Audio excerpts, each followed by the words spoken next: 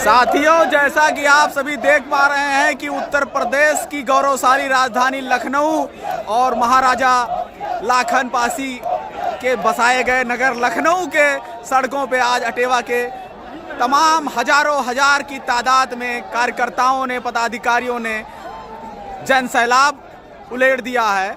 और उसी के क्रम में प्रदेश के तमाम जिलों से 75 जिलों से आए पदाधिकारियों ने सरकार की कान खोलने का काम किया है।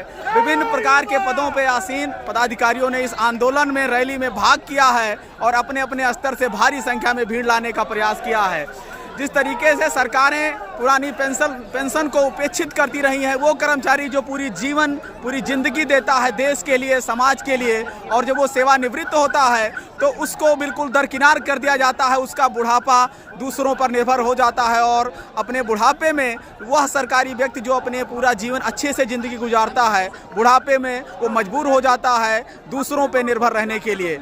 अपने उसी बुढ़ापे को सुलभता और सरलता से जीवन व्यतीत करने के लिए इन कर्मचारियों ने इतनी भारी संख्या में उमड़कर सरकार के कान के पर्दे पे अपनी एक छाप छोड़ी है। और इसी बीच में हमारे बीच में जिला गोंडा के अटेवा के बहुत ही जांबाज सिपाही, जुझारू साथी हमारे विशाल कुमार वर्मा जी हैं। और विशाल कुमार वर्मा जी को मैं बता दूं कि आप अटेवा गोंडा पेंशन बचाओ मंच के जिला संयुक्त मंत्री भी हैं। तो इस बारे में हम उनसे थोड़ा सा बात करते हैं, उनकी क्या प्रतिक्रिया है, उनकी क्या राय है पुरानी पेंशन के बारे में, और पुरानी पेंशन आखिरकार क्यों जरूरी है इस देश के कर्मचारियों के लिए, इसमें थोड़ा सा बात करेंगे। तमाम कर्मचारी मौजूद हैं। वर्मा जी, आपको जय युवा जय अटेवा। जय युवा सर, जय अटेवा, जय युवा जय अटेवा। और जिस तरीके से ये भीड़ उमड़ी है, पहले तो मैं ये जानना चाहूँगा कि इस भीड़ को इतनी भारी संख्या में जुटाने के पीछे क्या उद्देश्य है? सर, पहली बात तो यह है, मैं अपनी बात सलीके से रखने से पहले मैं ये कहना चाहूँगा आपसे कि ये भीड़ नहीं है, ये सरकारी मशीनरी के नट बोल्ट हैं, एक एक पुर्जे हैं। ये कोई स्वास्थ्य विभाग से है, तो कोई जो है बेसिक शिक्षा से, कोई माध्यमिक शिक्षा से है, कोई रेलवे का है। यानी कि इस भारतवर्ष में जितने भी सरकारी संस्थान हैं सभी से कमतर संख्याएं हैं, कम ज़्यादा संख्याएं हैं। और ज़्यादातर इसमें एक संगठन है अटेवा, NMOPS अलायंस है और अटेवा है, जो गैर राजनीतिक संस्था है, गैर राजनीतिक संगठन है। तो ये भीड़ नहीं है, ये सरकारी तंत्र के हिस्से हैं। और इनमें अगर हम रेशियो लगाते हैं तो पूरे भारत में लगभग 1 करोड़ आबादी हमारी सरकारी कर्मचारियों की है। और अगर औसतन एक घर में 5 वोट ले लिया जाए तो मान के चलिए हमारा 5 करोड़ है। और हम सभी प्रबुद्ध वर्ग से आते हैं, हम समाज की दशा और दिशा को निर्धारित करते हैं। तो इस तरीके से हमारे पास 10-5 वोट ऐसे भी होते हैं जो हमारे आसपास अगल बगल कहने सुनने में होते हैं। अगर अपने लड़कों को भी पढ़ाना है तो हमसे वो राय मशविरा लेते हैं। इसलिए वोटिंग करने से पहले भी, चाहे वो ग्रामीण परिवेश हो या शहरी परिवेश हो, जो हम लोगों को उस लायक समझते हैं वो हम लोगों से राय मशविरा लेते हैं। तो ये जो तानाशाही सरकार है, निरंकुशता है, जो संवेदनहीनता है, इस सरकार ने 2003-04 में पुरानी पेंशन को खत्म कर दिया, लेकिन समूचे तरीके से पुरानी पेंशन को खत्म नहीं किया है, सिर्फ कर्मचारियों की पुरानी पेंशन को खत्म किया है। जबकि जो सांसद विधायक हैं ये अपनी 2-2, 4-4 पुरानी पेंशनें ले रहे हैं। उसके बावजूद ये जज लोगों को, जो न्याय प्रणाली हमारी है वो उनके सिस्टम से कैसे चले, इसलिए वो जो भारत के जज हैं उनको भी पुरानी पेंशन दे रहे हैं। बस इनको सिर्फ और सिर्फ तकलीफ है, हम जो एकदम बुढ़ापे में दीनहीन विवश हो जाएंगे तो हम ना तो कोई बड़ा घोटाला करते हैं, ना तो हमारे पास कोई भारी भरकम बजट आता है।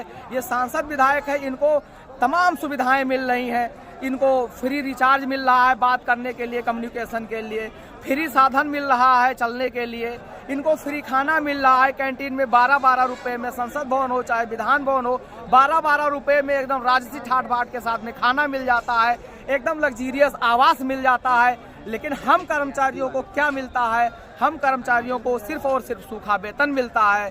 और वेतन के बाद में, वेतन में जो मिलता है, एक साधारण कर्मचारी जो होता है वो किसी भी विभाग पे हो, किसी भी रैंक में हो, वो सिर्फ कमाकर अपना स्टेटस मेंटेन कर सकता है और अपने बाल बच्चों को पढ़ाई लिखाई करवा सकता है एक एवरेज दर्जे का, और अपने बाल बच्चों का शादी विवाह कर सकता है और एक छोटा मोटा मकान बना सकता है। इसके अलावा ना हम कर्मचारियों का कोई सपना होता है, ना इससे ज़्यादा हम सोच सकते हैं, ना इससे ज़्यादा पूरी ज़िंदगी में हम कुछ कर सकते हैं। लेकिन अफसोस है, भारत की बहुत बड़ी विडंबना है कि इस देश को चलाने वाले ये कर्मचारी, इस समाज को दशा और दिशा देने वाले, भारत के विकास में बहुत बड़ा महत्वपूर्ण भूमिका अदा करने वाले ये कर्मचारी, कोई गेल भेल सेल का कर्मचारी है, कोई एयरलाइंस का कर्मचारी है, पूरा देश का दारोमदार जो कर्मचारी है उसके ऊपर टिका हुआ है। लेकिन जब ये रिटायर होता है तो इसको क्या मिल रहा है? कुछ नहीं मिल रहा है। हमारा बुढ़ापा नारकीय हो जाएगा। इसलिए इन सारी चीज़ों को ध्यान में रखते हुए आदरणीय विजय बंधु जी ने, जो हमारे लखनऊ में ही माध्यमिक शिक्षा परिषद के अध्यापक हैं, उनके दिमाग में एक आइडिया आया कि हम सारे संगठनों को एक करके, अभी तक तमाम गुट बने हुए थे बेसिक विभाग में और रेलवे में और अन्य विभागों में तमाम गुट थे, वो छोटी छोटी लड़ाइयाँ लड़ते थे, असंगठित थे। इन सभी को संगठित करने के लिए आदरणीय विजय बंधु जी ने जंग छेड़ दिया है। अब इस जंग में सारे संगठन आ गए हैं, सारे कर्मचारी आ गए हैं। तो अब सारे संगठन के कर्मचारी एकजुट होकर के एक संघ बनाए हैं, एक संगठन बनाए हैं, पुरानी पेंशन बचाओ मंच अटेवा। तो उसी के बैनर के तले निरंतर विजय बंधु जी कार्यक्रम करते रहे हैं। उसी के क्रम में दो तीन बातें मोटी मोटी आपके जो है बात से निकल कर आ रही है कि आप कहीं ना कहीं ये कह रहे हैं कि कर्मचारियों के परिवार में 5 वोट है और सीधा कहीं ना कहीं आपका इशारा आगामी लोकसभा चुनाव 2024 की तरफ जो हाल ही में है। तो उसके मद्देनजर क्या अगर कर्मचारी रुष्ट होता है तो उसका जो जनाक्रोश है या उसकी जो भावनाएं हैं वो आगामी लोकसभा चुनाव को भी प्रभावित करेंगी और उसके परिणामों को प्रभावित कर सकती हैं? बिल्कुल, परिणामों को बहुत बुरी तरीके से प्रभावित करेंगे। पिछले चुनाव में आपने देखा ही है, विधानसभा के चुनाव में उत्तर प्रदेश के हम आपका ध्यान आकर्षित करना चाहेंगे कि जो बैलेट पेपर से चुनाव हुआ था उसमें हमने बहुत बुरी तरीके से इस सत्ता पक्ष के सरकार को पीट दिया था। ये बैलेट पेपर के चुनाव से हार गई थी, लेकिन हमारी जनता है जो इनके लोक लुभावने योजनाओं में फंस जाती है। कहीं मंदिर मस्जिद का मुद्दा बना देते हैं, कहीं ये भीख के रूप में 2-2 किलो राशन बांट देते हैं, तो कहीं ये भीख के तौर पर जो है किसान सम्मान निधि के तौर पर किसानों का अपमान करते हैं 2-2 हज़ार रुपया दे करके। इस हाथ में 2 हज़ार रुपया पकड़ाते हैं, उस दूसरी तरफ ये यूरिया से 5 किलो करके 10 किलो एक बोरे से गायब कर देते हैं। तो कहीं ये महंगाई की इतनी भयंकर मार मारते हैं कि आम जनता कराहती रहती है। तो हमें कुछ नहीं करना है, सिर्फ अपनी बातों को जन समुदाय तक पहुंचाना है कि ये सरकार किस तरीके से निजीकरण की तरफ अग्रसर हो रही है। इसलिए हम भारतीय समाज में भारतीय वोटरों से ध्यान आकृष्ट करते हुए सिर्फ इतना कहना चाहते हैं कि निजीकरण का विरोध करना है। यदि अपने बच्चों को सरकारी नौकरी पेशा में ले जाना है और सरकारी संस्थान ही है जो हमारे देश की गरीब जनता की सेवा निस्वार्थ भाव से करती है, तो इसलिए अपना सरकारी संस्थान बचा लीजिए, अपने सरकारी कर्मचारियों को बचा लीजिए। इसलिए मैं कहना चाहूँगा, vote for OPS, vote for जन सहकारिता, बाईकाट एनपीएस, बाईकाट निजीकरण। एक और इम्पोर्टेंट क्वेश्चन है सर कि जब इस देश में हाल के मौजूदा राजनीति में और मौजूदा दौर में जब एक देश एक विधान की बात हो रही है, एक देश एक नागरिक कानून की बात हो रही है, एक देश एक चुनाव की बात हो रही है, तो फिर आखिरकार इस देश में एक देश एक शिक्षा और एक देश एक शिक्षा प्रणाली और एक देश एक पेंशन क्यों नहीं है? कि जब सांसदों विधायकों के लिए पेंशन की व्यवस्था है, जज के लिए और A1 क्लास के अधिकारियों के लिए पेंशन की व्यवस्था है, तो जो निचले स्तर के कर्मचारी हैं, शिक्षक हैं या और भी गवर्नमेंट एम्प्लॉई हैं, उनके लिए ऐसी व्यवस्था क्यों नहीं है? ऐसी 2 तरीके की दोहरी मानसिकता सरकारों की क्यों है? राजनीतिक दलों की दोहरी मानसिकता क्यों है? इसके बारे में हम यही कहना चाहेंगे, पहली बात तो कि सर अगर आपकी एनपीएस बहुत अच्छी है तो आपको मुबारक हो, हम कर्मचारियों को वही पुरानी पेंशन दे दीजिए। इसके अलावा हमको ना कम चाहिए ना ज़्यादा चाहिए, पुरानी पेंशन ओपीएस को रिस्टोर कर दीजिए।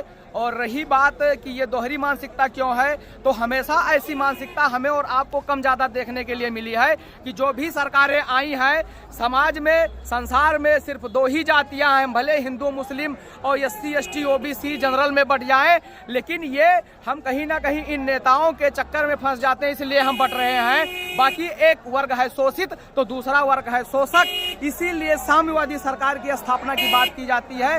जन सहकारी संस्थानों के लिए लड़ाई लड़ी जा रही है और निजीकरण का बाइकाट किया जा रहा है। एक बात और सर, आप बंधु जी भी शिक्षक हैं और आप भी शिक्षक हैं, और जो ये भीड़ उमड़ी है उसमें शिक्षकों की संख्या काफ़ी ज़्यादा है।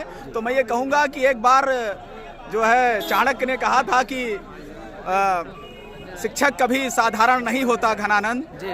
अब वह अपना पोषण करने वाले सम्राटों का उदय स्वयं कर लेगा, क्योंकि प्रलय और क्रांति शिक्षक की गोद में पलते हैं।